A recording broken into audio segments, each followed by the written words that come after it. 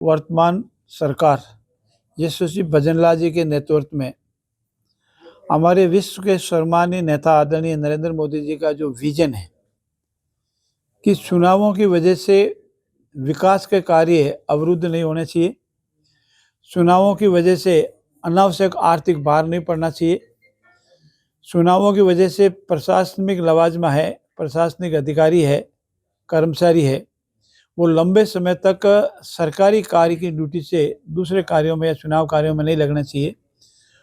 और चुनाव की वजह से समाजों में, व्यक्तियों में आपसी सामंजस्य और भाईचारा बना रहना चाहिए। इसको ध्येय को ध्यान में रखते उन्होंने 1 इलेक्शन 1 स्टेट का संकल्प दिया। हमारे यशस्वी आदरणीय भजनलाल जी शर्मा साहब का यही संकल्प है कि हम भी 1 प्रदेश 1 इलेक्शन या 1 स्टेट 1 इलेक्शन के फॉर्मूले पर चल रहे हैं और इसी अनुसार वो हम 2 कदम आगे भी बढ़े हैं।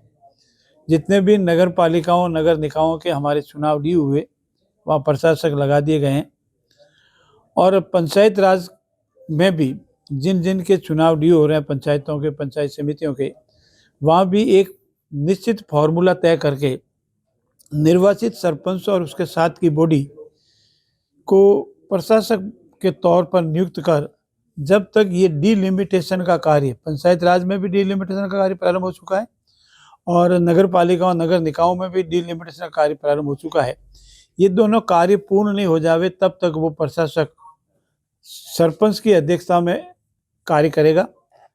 उसका ग्राम सेवक जो वीडियो है वो उसका प्रभारी सेक्रेटरी रहेगा और ये व्यवस्था जब तक चुनाव प्रारंभ होकर के संपूर्ण नहीं हो जावे तब तक रहेगी और हमारा संकल्प है कि 1 स्टेट 1 इलेक्शन पर हम कायम रहेंगे।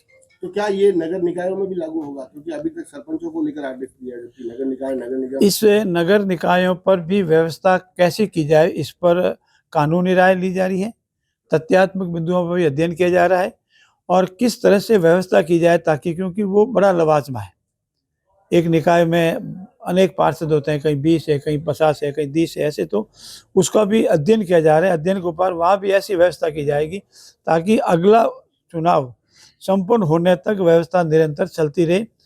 और हमारा ये ध्येय है कि जनप्रतिनिधि का महत्व भी कम नहीं हो, जनप्रतिनिधि बैठा रहे और वीडियो ग्राम सेवक वहाँ प्रशासन करे, ये ठीक नहीं है। प्रशासनिक व्यवस्था वैसी चलती रहे और जो तकनीकी कार्य है इलेक्शन का या डिलिमिटेशन का, वो जब तक पूर्ण नहीं हो और विधिवत संविधान के अनुसार चुनाव नहीं हो तब तक ये प्रशासक काम करते रहेंगे। आप प्रदेश के लॉ मिनिस्टर भी है, विश्नोई महासभा आज खिलजी को बचाने के लेकर आंदोलन कर रहा है, जो कि बंद का आह्वान किया गया। उनका कहना है कि 1956 से मैं 100 रुपए जो फीस है उसमें अभी तक संशोधन नहीं किया गया। देखिए, पर्यावरण की रक्षा करना हर हिंदुस्तानी, हर प्रदेश और हर नागरिक का कर्तव्य है और पर्यावरण की रक्षा के लिए जो भी बात कहता है उनका मैं धन्यवाद भी करता हूँ कि पर्यावरण रक्षा की करनी चाहिए, हमारा सबका दायित्व है। अगर पर्यावरण की रक्षा होगी तो हमारा देश सुरक्षित रहेगा और हम सब सुरक्षित रहेंगे, अन्यथा नुकसान होगा।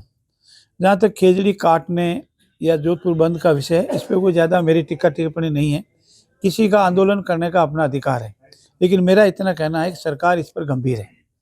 सरकार ने ये तय किया है कि पेड़ जितने काटे जावे उससे अधिक लगाए जावे और कोशिश की जावे कि हमारा जो सौर ऊर्जा के प्लांट लगे उसमें पेड़ कम से कम कटे।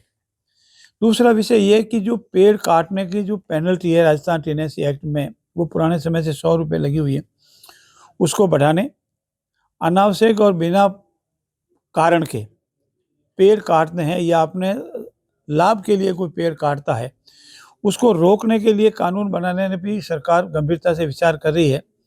कुछ प्रदेशों में ट्री एक्ट के नाम से कानून बने हुए हैं, उसका भी अध्ययन किया जा रहा है।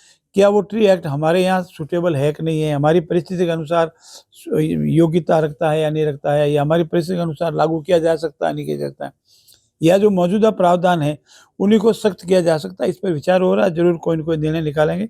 मेरा उन सब से नम्रता से निवेदन है कि उनकी बात इस हद तक सही है कि पर्यावरण की रक्षा होनी चाहिए, पेड़ कम से कम कटना चाहिए, लेकिन सरकार उनकी बात की तवज्जो देगी। पहले भी हमने उनको आश्वासन दिया है और कोशिश करेंगे कि उनकी जो मांग है उसका यथायोग्य निस्तारण हो। राइजिंग राजस्थान में जो निवेश आ रहा है, ऐसा सुनने में आया कि शिव विदाई की वजह से वो राइजिंग राजस्थान का निवेश अटक गया है। शिव विदाई की वजह से कोई राइजिंग राजस्थान का निवेश नहीं अटका है। राइजिंग राजस्थान के 3 स्तर पर मॉनिटरिंग हो रही है। एक निश्चित अवधि तक का हमारे सेक्रेटरी तय कर रहे हैं, एक निश्चित अवधि तक का प्रिंसिपल सेक्रेटरी निश्चित कर रहा है, और सबसे हाई है वो मुख्यमंत्री स्वयं मॉनिटरिंग कर रहे हैं।